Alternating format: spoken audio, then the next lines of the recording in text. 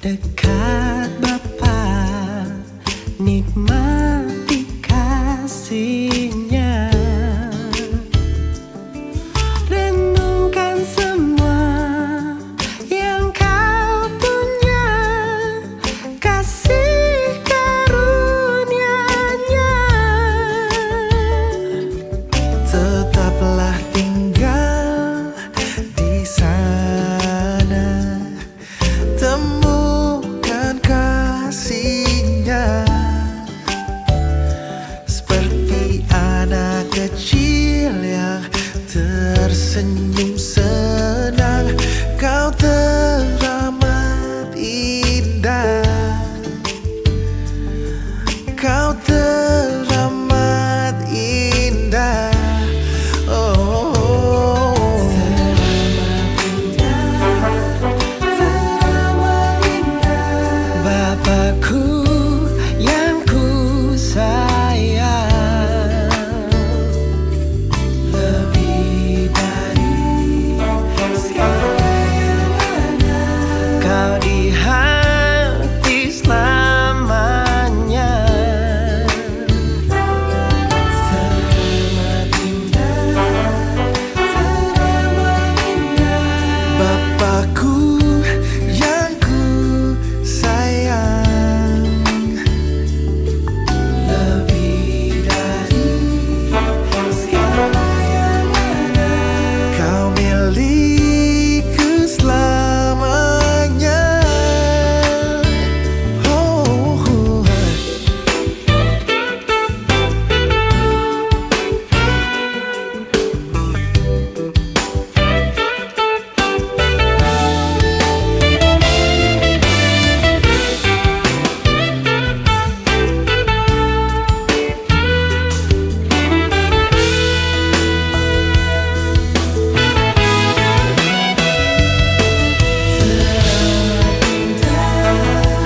teramat indah.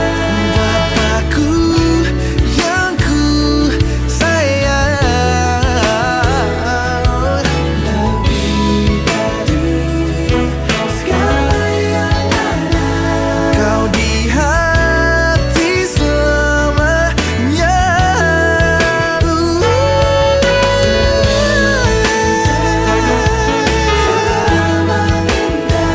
Bapakku yang ku cinta, lebih dari segala yang ada. Kau milikku selamanya. Kau milikku selamanya.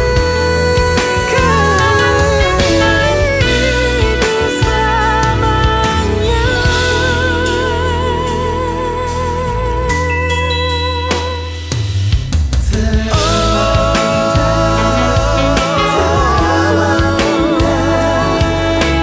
Bapakku yang ku sayang, lebih dari segala yang ada. Lebih dari segalanya. Teramat indah. Bapakku yang ku sayang, lebih dari segala yang ada. Milikku selamanya.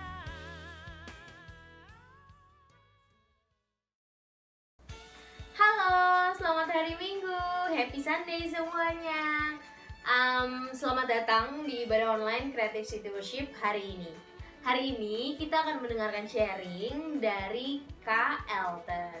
Tapi sebelum kita mendengarkan sharing dari Kak Elton, sekarang kita mau siapkan hati kita untuk memuji, menyembah nama Tuhan melalui puji-pujian.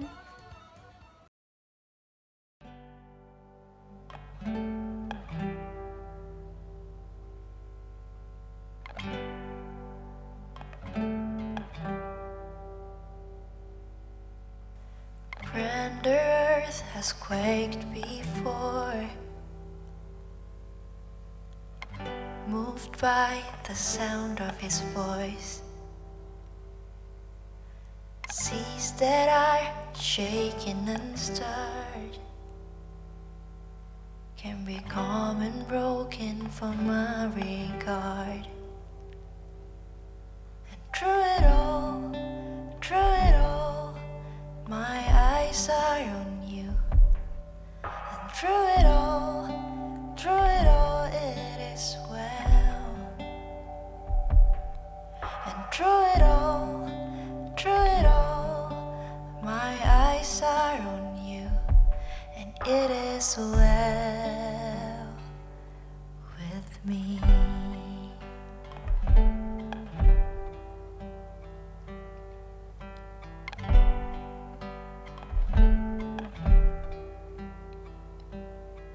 And far be it from me to not believe, even when my eyes can't see. And this mountain that's in front of me will be thrown into the midst of sea. And through it all, my eyes are on you.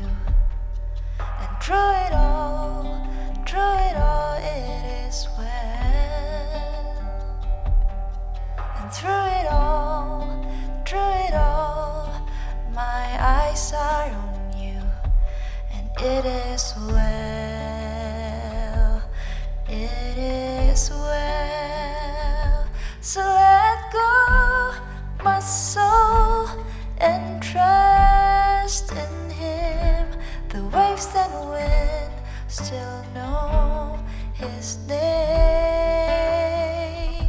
So let go, my soul, and trust in Him. The waves and wind still know His name. So let go, my soul, and trust in Him. The waves and wind still know His name. The waves and wind still know His name.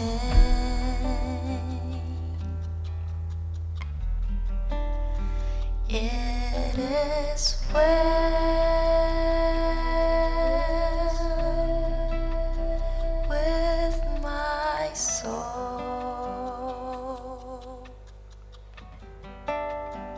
It is well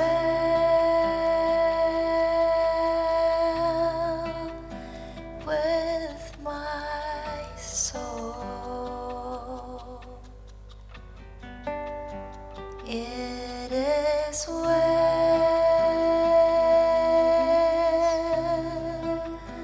with my soul.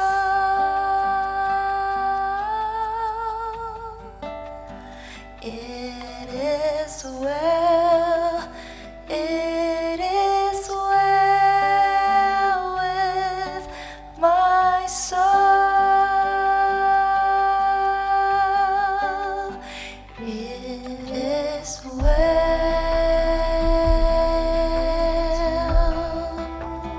with my soul. It is well with my soul. It is well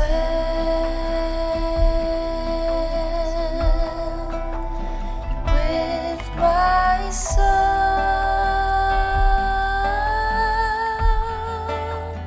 It is well, it is well with my soul. It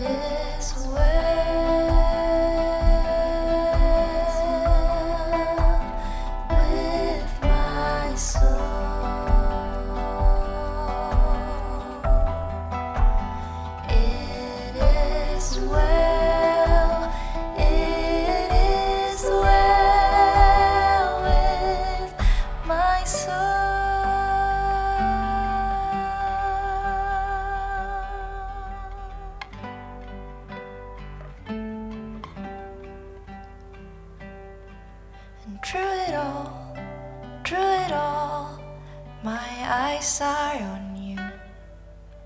And through it all, it is well. Through it all, my eyes are on you, and it is well with me.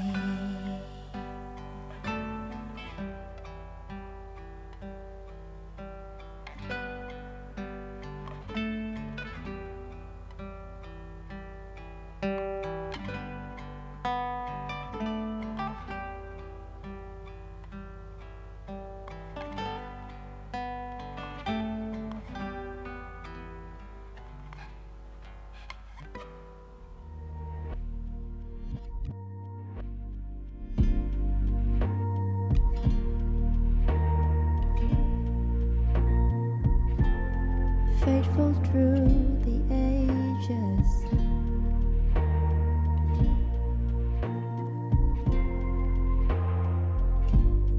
God of Abraham, you're the God of covenant, of faithful promises. Time and time again, you have proven you'll do just what you said.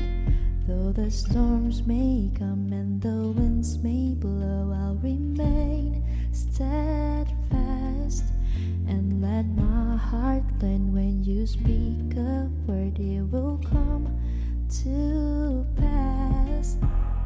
Great is your faithfulness to me. Great is your faithfulness to me. From the rising sun to the setting same, I will praise your name. Great is your faithfulness to me.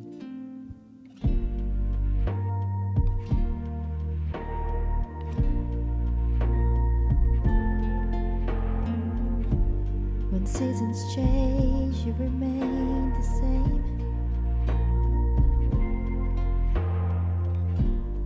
God, from age to age, though the earth may pass away, your words remains the same. Your history can prove there's nothing you can do. You're faithful and true. Though the storms may come and the winds may blow, I'll remain steadfast and let my heart learn. When you speak a word, it will come to pass. Great is your faithfulness to me. Great is your faithfulness to me. From the rising sun to the setting same, I will praise your name. Great is your faithfulness to me.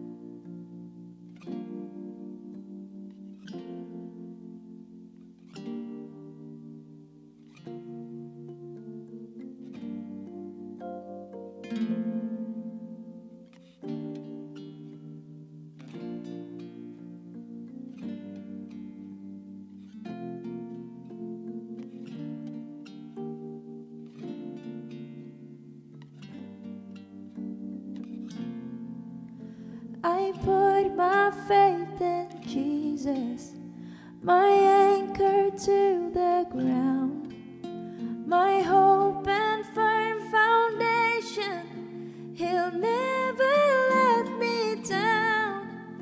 I put my faith in Jesus, my anchor to the ground, my hope and firm foundation.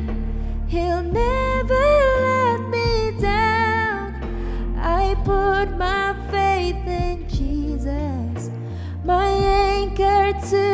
ground. My hope and firm foundation, He'll never let me down.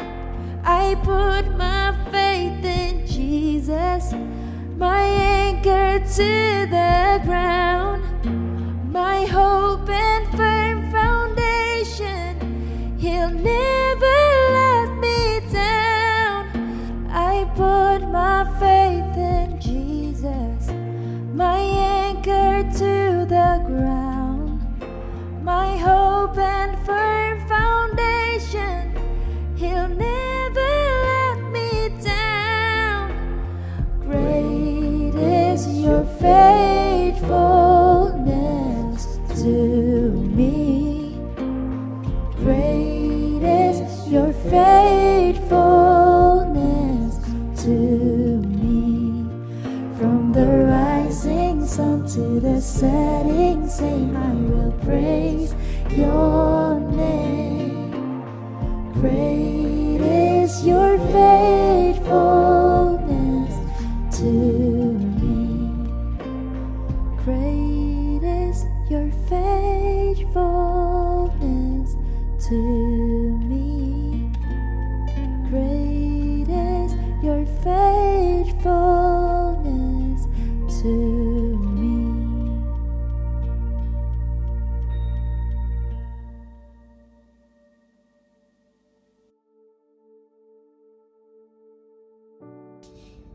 Selamat pagi Creative City Worship. Senang rasanya kembali dipercaya untuk sharing sama kalian semua melalui platform ini. Saya harap semua dalam keadaan baik.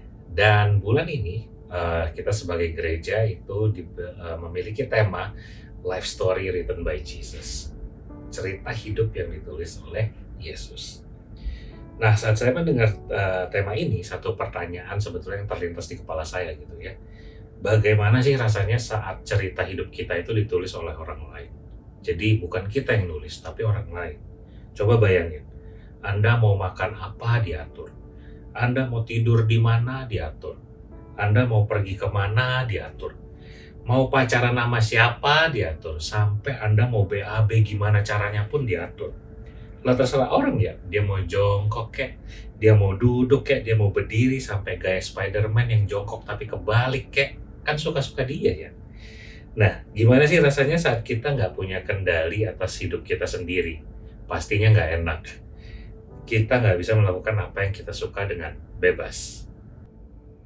Nah, saya nggak tahu sama Anda ya, tapi saya dan banyak orang yang waras pada umumnya itu suka dengan yang namanya kebebasan. Mungkin di sini ada beberapa orang yang agak unik, sukanya disekap atau sukanya dikekang gitu ya. Nggak tahu. Tapi dari kecil yang jelas saya menunggu-nunggu banget untuk waktunya nanti cepat gede dan cepat dewasa, cepat mandiri supaya nggak tergantung sama orang tua dan bisa bebas melakukan apa yang saya mau. Contohnya dulu pas kecil orang tua pasti banyak nih yang bilang gitu ya, jangan ngerokok lu ya, jangan minum-minum, atau yang agak ekstrim mungkin ya, jangan buang air besar sembarangan, atau jangan sampai hamilin anak orang lu ya. Terus Anda balik ngomong ke emak Anda, kalau anak onta mak, wah emak Anda udah rada senewan bilang terserah lu deh ya, kalau anak onta suka-suka lu mau anak onta kek, mau anak kingkong, mau anak konda, asal lu sanggup ya Tom ya, asal lu sanggup mak dukung katanya. Nah pas gede dan udah bebas, kira-kira yang paling pengen Anda lakuin apa? Udah pasti yang tadi dilarang ya kan, pengen lah cobain minum alkohol, pengen lah cobain yang namanya ngerokok. Nah, kalau kita masih pengen coba yang namanya buang air besar sembarangan, atau masih pengen coba hamilin anak onta, nah itu kayaknya agak konslet otaknya. Coba cek ke dokter, ya. Kayaknya ada kelainan. Nah, karena sebagai manusia kita sebetulnya punya satu ciri khas yang sama, yaitu kita punya yang namanya rasa ingin tahu. Dan rasa ingin tahu ini yang mendorong kita untuk mencoba berbagai macam hal baru. Rasa ingin tahu itu mendorong manusia untuk menjelajahi angkasa. Rasa ingin tahu juga mendorong manusia untuk menciptakan teknologi. Rasa ingin tahu juga mendorong manusia untuk menjadi ahli dalam bidangnya. Bahkan rasa ingin tahu itu juga lah yang mendorong emak-emak untuk ngegosip sambil belanja di tukang sayur. Ya. Nah, Albert Einstein bahkan pernah berkata, I have no special talent, I am only passionately curious. Intinya, rasa ingin tahu itu mendorong kita untuk bertumbuh. Kecuali yang bagian emak-emak tadi ya, itu nggak bertumbuh itu. Yang emak-emak tadi itu ada di sisi lainnya, yaitu sisi buruknya. Jadi rasa ingin tahu itu punya dua sisi, ada sisi baik dan sisi buruknya. Rasa ingin tahu di satu sisi memang mendorong manusia untuk bertumbuh, tapi sayangnya rasa ingin tahu juga menghancurkan manusia. Seperti bagaimana manusia jatuh ke dalam dosa untuk pertama kalinya. Nah, ini menarik. Kita coba baca di Kejadian 3 ayat 6. Saya bacain. Di bagian pertamanya dikatakan, perempuan itu melihat bahwa buah pohon itu baik untuk dimakan dan sedap kelihatannya. Lagi pula pohon itu menarik hati karena memberi pengertian. Kita stop sampai di sini. Dari sini kita bisa lihat perempuan itu, saya sebut perempuan ya, karena pada saat itu masih belum dikasih nama, namanya belum jadi Hawa. Dari bahasanya, dia itu penasaran, dia itu ingin tahu, oh kelihatannya buahnya enak ya, kelihatannya buahnya bagus. Dan rasa ingin tahunya ini malah membuat manusia jatuh ke dalam dosa akhirnya. Terus mulai deh yang laki-laki bilang, memang ya perempuan itu racun. Tenang, buat yang perempuan saya belain. Kita baca dulu nih lanjutan ceritanya. Kita lanjut ke cerita yang tadi, terus kita lanjut ke ayat 7. Di sini dikatakan, lalu ia mengambil dari buahnya dan dimakannya, dan diberikannya juga kepada suaminya. Nah ini kata kuncinya, yang bersama-sama dengan dia, dan suaminya pun memakannya. Lalu ayat ke-7 dikatakan, maka terbukalah mata mereka berdua, dan mereka tahu bahwa mereka telanjang. Lalu mereka menyemat daun pohon ara dan membuat cawat. Nah, kita lihat di sini, yang pertama kali makan siapa? Perempuannya, betul ya? Baru setelah itu Adam. Dan mata mereka berdua baru terbuka setelah Adam makan buahnya. Pada saat perempuannya makan, matanya masih belum terbuka tuh. Nah, pertanyaannya kenapa? Karena perintah Tuhan itu diberikan Tuhan kepada Adam, bukan kepada sang perempuan. Barusan kita bacakan kalau suaminya itu bersama-sama dengan dia. Artinya Adam itu ada di sebelahnya perempuan itu. Pada saat si perempuan itu berbicara dengan si ular, pada saat dia meraba buahnya, pada saat dia metik, pada saat dia makan, itu Adam ada di sebelahnya. Bahkan pada saat dikasihin ke Adam pun, Adam tetap ambil dan makan. Kenapa? Karena si Adam juga pada dasarnya penasaran, dia juga pengen tahu gitu. Akhirnya ikut makan juga. Barulah manusia jatuh ke dalam dosa.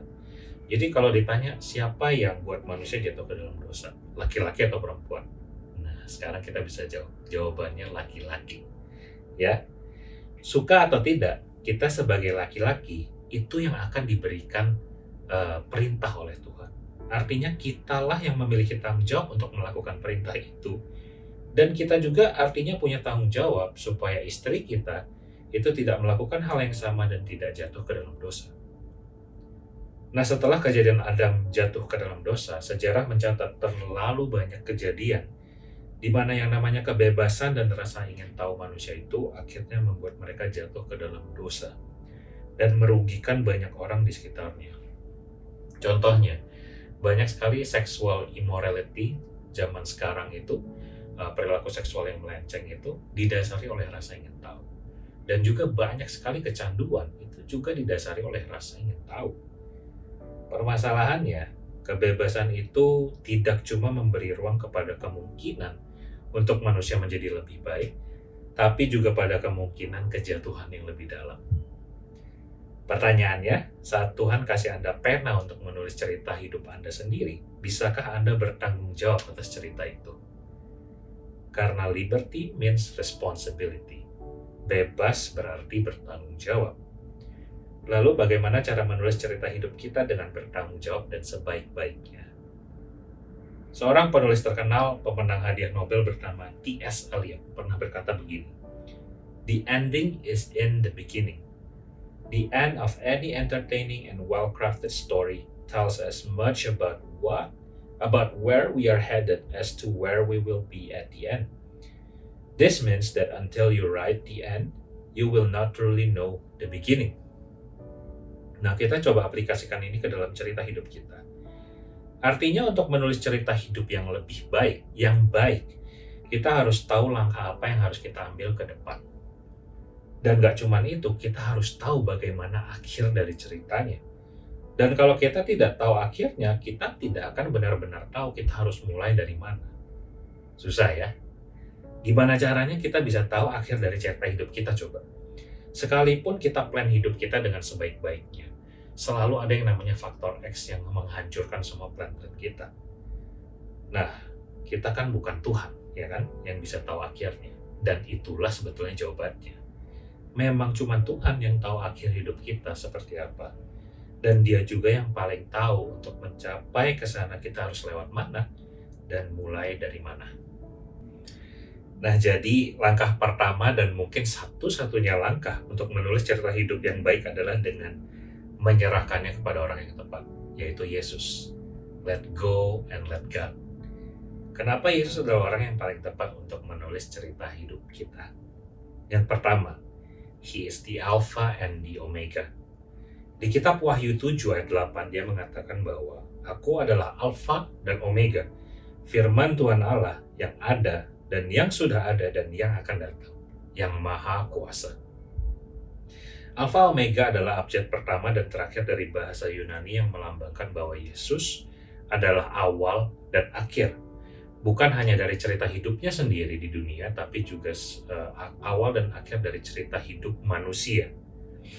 Yohanes 1 ayat 1 mengatakan, pada mulanya adalah firman. Firman itu bersama-sama dengan Allah, dan firman itu adalah Allah. Yesus sebagai awal dan akhir juga berarti bahwa Dia adalah firman Tuhan itu sendiri. Segala sesuatu berawal dari firman, yaitu Yesus, dan juga akan berakhir melalui firman, yaitu Yesus. Pada bahasa aslinya, yaitu bahasa Ibrani, kata Alfa dan Omega itu diterjemahkan sebagai Aleph dan Taf. Aleph adalah huruf pertama dari abjad Ibrani, dan Taf adalah huruf terakhir. Bahasa Ibrani sendiri memiliki arti yang jauh-jauh lebih dalam dan kompleks. Ada piktogramnya, ada numeriknya, ada fonetiknya, dan kalau digabungin, dipakai dengan cara yang berbeda, itu akan menghasilkan arti yang berbeda juga. Nah, tapi kita nggak akan bahas itu hari ini ya. Kenapa? Karena pusing, Bapak Ibu. Saya jelasinnya pusing, Anda dengerinnya tambah pusing pasti. Intinya, kata Aleph itu identik dengan Tuhan. Bahkan Tuhan memperkenalkan namanya pertama kali sebagai Elohim, yang penulisan kata pertamanya menggunakan huruf Aleph. Nah, dibacanya L kalau di depan. Makanya nama orang yang ada L-nya itu biasanya ada arti Tuhannya. Contoh, Daniel. Tuhan adalah hakimku artinya. Lalu Nathanael, hadiah dari Tuhan. Elizabeth, Allahku adalah kelimpahan. Nah, terus saya penasaran kan, wah berarti nama gue ada Tuhan-Tuhannya juga nih. Elton ya kan? Nah, saya coba Google deh, saya cari di arti kata Hebrew-nya. Nah, cuman ternyata nggak ada. Adanya arti bahasa Inggrisnya. Dan ternyata artinya kota tua dong. Ya, sangat mengecewakan. Nah, kembali lagi ke Aleph. Aleph itu memiliki arti numerik angka 1. Yang berarti dialah yang pertama. Dialah awal dari segala sesuatu. Sementara itu, kata Taf itu juga memiliki arti yang lebih unik lagi. Kenapa? Karena Taf selain merupakan huruf terakhir di abjad Ibrani yang melambangkan suatu akhir atau penutupan, tapi juga bisa berarti sebagai awal dari sesuatu yang baru. Nah, ini menarik. Minggu lalu kita merayakan Jumat Agung dan Paskah, ya kan? Di mana kita memperingati akhir cerita hidup Yesus di dunia di kayu salib. Itu merupakan omega atau akhir dari cerita hidup Yesus yang melambangkan akhir dari zaman Taurat. Tapi tidak cuma itu, kita juga merayakan kebangkitan Yesus yang menandakan awal dari sebuah zaman yang baru, yaitu zaman kasih karunia, di mana dosa kita diampuni dan Dia sudah menang atas maut, supaya melalui Dia, siapapun yang percaya bisa diselamatkan. Jadi jelas ya, akhir dari sesuatu mengawali sesuatu yang baru. Itu artinya saat Tuhan mengatakan Dia adalah Omega, artinya dunia ini akan berakhir dan masuk ke suatu awal yang baru. Awal baru yang seperti apa pertanyaannya? seperti yang Dia janjikan, yaitu menuju kekekalan. Dan kalau kita percaya kepada Yesus, kita akan bersama dengan Dia di dalam kekekalan itu. What an amazing writer Tuhan itu ya. Dia sudah tahu akhir dari awal segala sesuatu loh. Dia tahu apa yang harus dia lakukan di tengah cerita hidup manusia yang begitu penuh dengan dosa untuk menyelamatkan manusia. Dan gak cuman itu, dia betul-betul melakukannya, walaupun itu berarti harus mengorbankan nyawanya di atas kayu salib. Bahkan saat dia menutup cerita hidup manusia, dia sudah menyiapkan cerita hidup yang baru yang begitu indah di dalam kekekalan bersama dengan Dia. Dia sudah menyediakan satu plot cerita yang begitu luar biasa. Pertanyaannya adalah apakah kita mau masuk ke dalam plot cerita tersebut. Yang luar biasa dari Tuhan itu menurut saya bukan cuman Dia bisa nulis plot cerita seperti ini, tapi Dia tetap memberikan kebebasan kepada kita. Artinya saya dan Anda hari ini bebas untuk memilih kita mau ikut plot cerita ini atau kita tetap mau hidup dan menulis cerita hidup kita sendiri. Buat saya ini adalah bukti dari kasih yang begitu besar. Karena hanya in true love, you attain freedom. Kalau Anda mengklaim diri Anda mengasihi pasangan Anda hari ini, tapi Anda tidak memberi dia kebebasan, Anda pingit gitu ya, gak boleh kemana-mana, itu sih bukan kasih namanya. Itu posesif. Dan kalau posesif itu fokusnya selalu kepada diri sendiri. Yohanes 3 ayat 16, ini ayat yang selalu kita hafal. Karena begitu besar kasih Allah akan dunia ini, sehingga Ia telah mengaruniakan anaknya yang tunggal, supaya setiap orang yang percaya kepadanya tidak binasa, melainkan beroleh hidup yang kekal. Nah, di sini penekanannya saya tekankan kepada kata yang percaya. Itu memiliki arti bahwa ada juga berarti yang tidak percaya dong. Mengetahui akan tetap ada yang tidak percaya kepadanya, Yesus tetap mati untuk mereka juga. Itu yang luar biasa. Supaya apa? Supaya siapa tahu nanti pada saat mereka sudah frustasi, mereka nggak punya jalan keluar, habis bandel gitu hidupnya, akhirnya kapok dan mau tobat, mereka juga akhirnya bisa datang kepada Tuhan dan mendapatkan jalan keluar. Supaya saat kita mentok nulis cerita hidup kita sendiri dan tidak bisa progres gitu ya, stuck. Saat kita percaya kepada Yesus, hidup kita bisa mengalami breakthrough. Yesus sebagai Alfa dan Omega juga memiliki arti kalau tidak ada yang kita butuh di dunia ini yang Tuhan tidak bisa sediakan. Dia tahu apa yang kita butuhkan dari Alfa sampai Omega. Dari A sampai Z, Dia tahu semuanya apa yang kita butuh. Oh, terus Anda bilang, berarti kita bisa minta dong apa yang kita butuh sama Tuhan. Terus Anda doa, Tuhan aku butuh iPhone 12 Pro. Ya kan? Tuhan aku butuh Ferrari. Tuhan aku butuh kafling rumah di PIK. Nah, ingat ya, kata kuncinya itu butuh, bukan mau. Kadang manusia gitu ya, nggak bisa membedakan antara apa yang mereka butuh sama apa yang mereka mau. Anda mau iPhone 12 Pro, tapi Tuhan tahu Anda sebetulnya butuh teman yang terima Anda apa adanya. Nggak cuma yang mau bergaul sama Anda kalau Anda punya HP mahal. Ini mengerikan loh, karena anak-anak zaman sekarang banyak banget yang begini. Terus Anda mau Ferrari, tapi Tuhan tahu Anda butuh pengendalian diri sebetulnya, bukan Ferrari. Atau Anda mau rumah mewah, tapi Tuhan tahu yang Anda butuh adalah tempat tinggal, home, bukan house. Jadi pastikan kita selalu fix our eyes on Him. Karena saat kita fix our eyes on Him, barulah kita bisa aware, kita bisa sadar dengan apa yang sebetulnya kita butuhkan, dan barulah kita bisa menemukannya di dalam Tuhan. Dikatakan di dalam Ibrani 12 ayat 2 bahwa Dia adalah penyempurna iman kita, perfecter of faith. Artinya saat kita meletakkan iman kita kepada Tuhan, Dia akan menyingkirkan hal-hal yang tidak penting, supaya kita bisa melihat dengan jelas dan menemukan semua yang kita butuhkan di dalam Dia. Nah, alasan kedua kenapa Yesus adalah penulis cerita yang terbaik adalah karena He is the bright morning star. Pada Wahyu 22 ayat 16 dikatakan, Aku, Yesus, telah mengutus malaikatku untuk memberi kesaksian tentang semuanya ini kepadamu bagi jemaat-jemaat. Aku adalah Tunas, yaitu keturunan Daud, bintang timur yang gilang gemilang. Dalam versi bahasa Inggris NIV-nya dikatakan, I, Jesus, have sent my angel to give you this testimony for the churches. I am the root and the offspring of David and the bright morning star. Tuhan memperkenalkan dirinya di ayat ini sebagai the root and the offspring of David, dan juga sebagai the bright morning star. Nah, kita mau fokus ke kata the bright morning star. Apa artinya the bright morning star atau bintang timur yang hilang gemilang? Kalau Anda coba search di Google, Anda coba search bright morning star in the east. Jangan tulis bintang timur ya, ntar yang keluar toko sepeda. Anda akan temukan bahwa bintang timur atau morning star adalah bintang yang terlihat paling terang 1 jam sebelum matahari terbit. Semakin terang bintang timur ini menandakan bahwa matahari akan segera terbit. Dan layaknya bintang timur, Yesus itu membawa janji terbitnya matahari. Dan inilah yang menjadi judul sermon saya hari ini, yaitu The Promise of Sunrise. Maliaki 4 ayat 1-2. Bahwa sesungguhnya hari itu datang, menyala seperti perapian, maka semua orang gegabah dan setiap orang yang berbuat fasik menjadi seperti jerami dan akan terbakar oleh hari yang datang itu. Firman Tuhan semesta alam. Sampai tidak ditinggalkannya akar dan cabang mereka.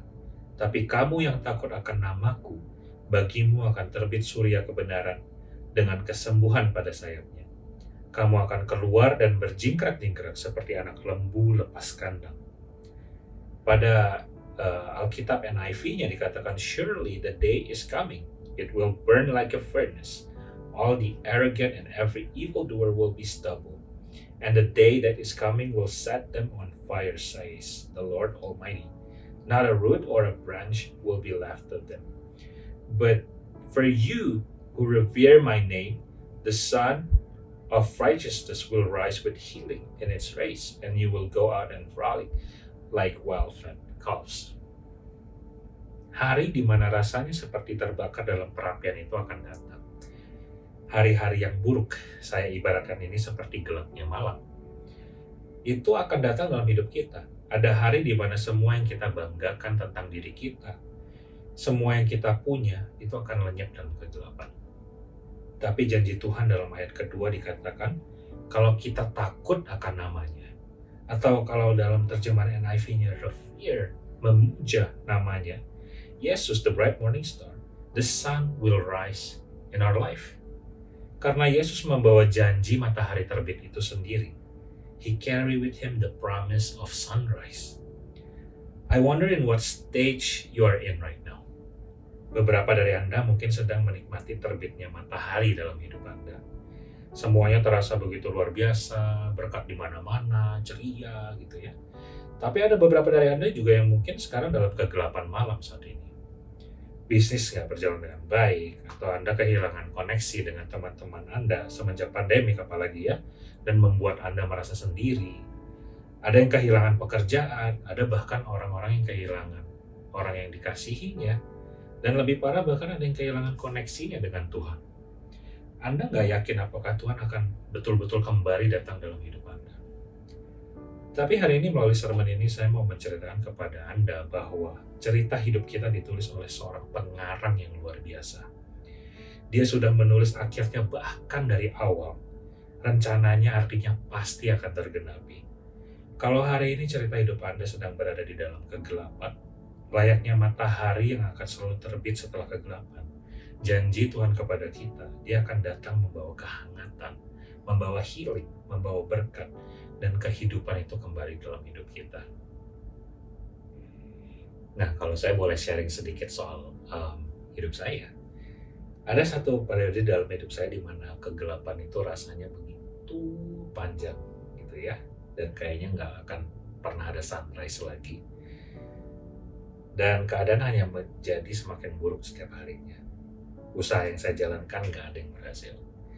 Terus rencana menikah sampai tertunda berkali-kali.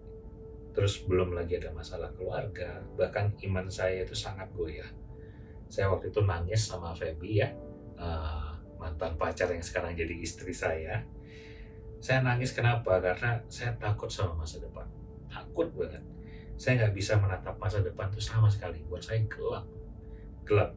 Karena rasanya semua cuma jadi makin buruk gitu loh. Tapi sure enough, Kalau Anda bertahan, His promise itu is just like sunrise. Pasti akan datang. Itu artinya. Nggak mungkin nggak datang. Saya bisa berkata sekarang kalau saya hidup di dalam janji Tuhan. The promise of sunrise itu bukan cuman kata-kata cantik. Selama kita fix our eyes on Him, kita pasti terima janjinya. Saya bisa katakan ini dengan begitu percaya diri karena saya alami ini sendiri. Bukan dari cerita orang. Bukan dari perkataan bahwa, oh, His promises will come true. Atau everything will be okay. No, ini dari pengalaman sendiri. Kuncinya jangan pernah nyerah aja. Anda harus bisa gunakan sisa-sisa tenaga terakhir Anda untuk bertahan. Dan yang paling penting itu adalah Anda harus cari orang-orang yang bisa bantu Anda untuk terus berharap. Komunitas itu sangat-sangat penting. Dan satu hal lagi kalau saya boleh share, kalau Anda mau matahari itu terbit dalam hidup Anda, dia pertama harus terbit dalam hati Anda. Mungkin iman Anda sudah mati, mungkin Anda seperti saya kemarin gitu ya, ada di dalam masa gelap yang begitu lama sehingga itu begitu mempengaruhi hidup Anda sampai ke hati Anda. Anda berubah menjadi pemarah, Anda jadi pemurung, mengurung diri, bahkan jadi pemikir yang negatif. Anda intinya stuck gitu dalam hidup Anda, nggak gerak kemana-mana. Bahkan Anda sudah tidak percaya lagi sama Tuhan. Today, I want to pray for you. For those of you that longs for that sun to rise in your heart. Kalian tahu kalau Yesus itu membawa janji matahari terbit itu sendiri. Dialah Alfa dan Omega, yang terawal dan yang terakhir. Penulis cerita hidup Anda. Dan Anda ingin supaya sekali lagi Yesus itu bisa datang ke dalam hidup Anda. Saya kadang merasa kalau pandemik itu nggak cuma membawa kita jauh sama gereja, membawa kita jauh sama komunitasnya, tapi juga yang paling parah membawa kita jauh dari Tuhan. Karena selama ini kita selalu mengasosiasikan Tuhan itu dengan gereja. Tapi ingat, Tuhan itu bukan gereja. Dan tidak seperti gereja, Tuhan itu tidak dibatasi oleh ruang, jarak, maupun waktu. Anda bisa temukan dia kapanpun, dimanapun. Hari ini, semua mata terpejam. Kalau Anda ingin Tuhan sekali lagi datang dalam hati Anda ingin koneksi itu untuk kembali, harapan itu kembali, izinkan saya untuk berdoa untuk Anda. Bapa, hari ini aku berdoa untuk setiap anak-anak-Mu yang begitu merindukan Engkau hadir dalam hati mereka. Aku berdoa supaya Engkau sekali lagi nyata dalam hidup mereka, Tuhan. Untuk membawa kembali harapan itu dalam hidup mereka. Dan juga supaya iman mereka disempurnakan, semakin kuat dan didewasakan di dalam Engkau. Hari ini aku berdoa supaya janji-Mu nyata dalam hidup mereka. You are the bright morning star, and we believe in the promise of sunrise. Aku berdoa supaya mereka tidak cuma kembali memiliki harapan, tapi juga supaya mereka bisa memiliki sukacita yang meluap-luap, Bapa. Terima kasih Tuhan. Dalam nama-Mu aku serahkan doa ini. Amin. God bless you, CCW. Happy Sunday.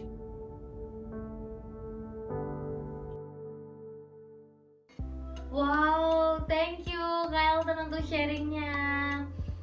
Makasih karena kamu sudah meluangkan waktu untuk bisa sharing di ibadah online Creative City Worship. Nah, untuk teman-teman semua, gimana? Kalian pasti punya pesan yang spesial dong dari sharingnya Kak Elton tadi.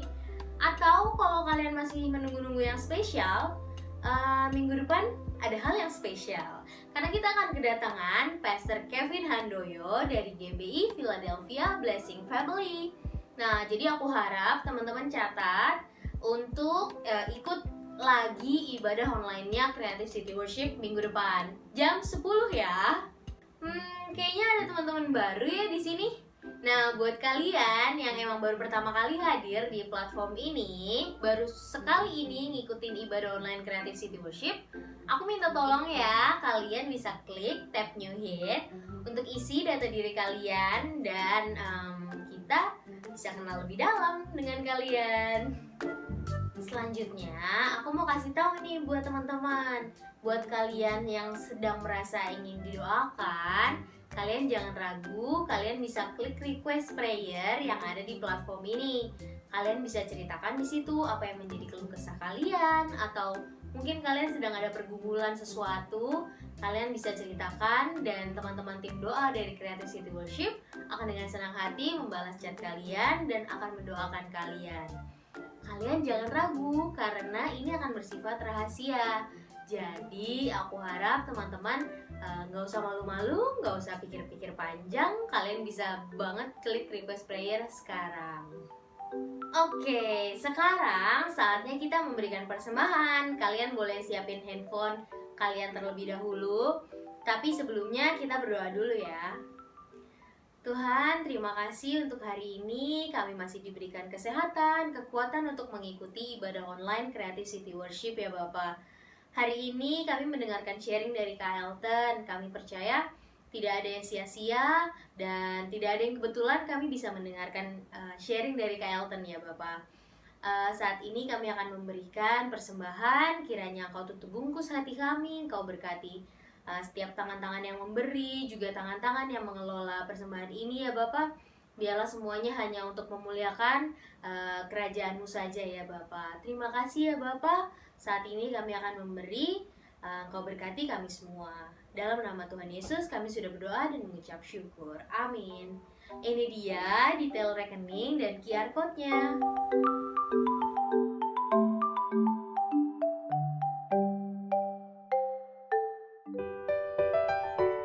Nah, kayaknya nggak cukup ya kalau kita dari tadi cuma ketemu via chat di platform ini.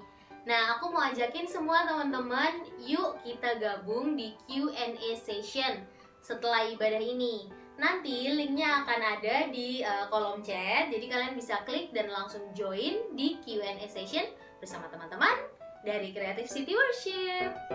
Nah, untuk teman-teman yang belum join di Online Connect Community, aku mau ajakin kalian deh, mulai dari hari ini kalian bisa hubungi Kak Dani supaya kalian tahu nih bisa join di Online Connect Community yang mana. Kita ada beberapa komunitas dan aku percaya sih dimanapun kalian nanti ditempatkan, di komunitas manapun, di situ kalian akan bertumbuh. Jadi nggak ada keraguan kan untuk nggak join di Online Connect Community. Nah, itu aja ya informasi untuk hari ini. Tapi kalau teman-teman masih pengen tahu informasi lainnya dari Creative City Worship, kalian bisa follow Instagramnya @creativecityworship. Dan kalau kalian mau nontonin video-videonya Creative City Worship, kalian bisa akses di YouTube dengan nama Creative City Worship. Jangan lupa di subscribe, di komen, di like. Kita ketemu di Q&A session setelah ini. Linknya bisa kalian klik sekarang. Dan kita ketemu di sana. Happy Sunday and God bless you.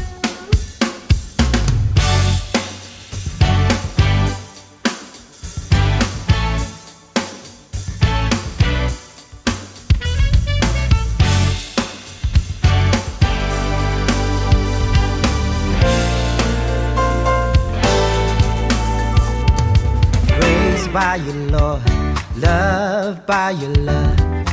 Jesus, you're the Savior, my every hope. If it is not by your mercy, I probably wouldn't be here. Jesus has already forgiven and washed me clean now, more than forgiven. I am loved, for you have set me free. Take my hand, never let me go. You're forevermore. Touch my heart and your love is all that I need most. 'Cause you are more than enough for me.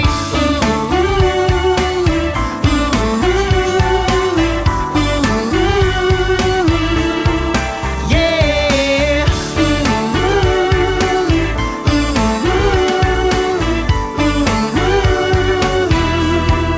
Yeah. Changed by your word, saved by your grace, Jesus, you're the cure to my wreckage soul.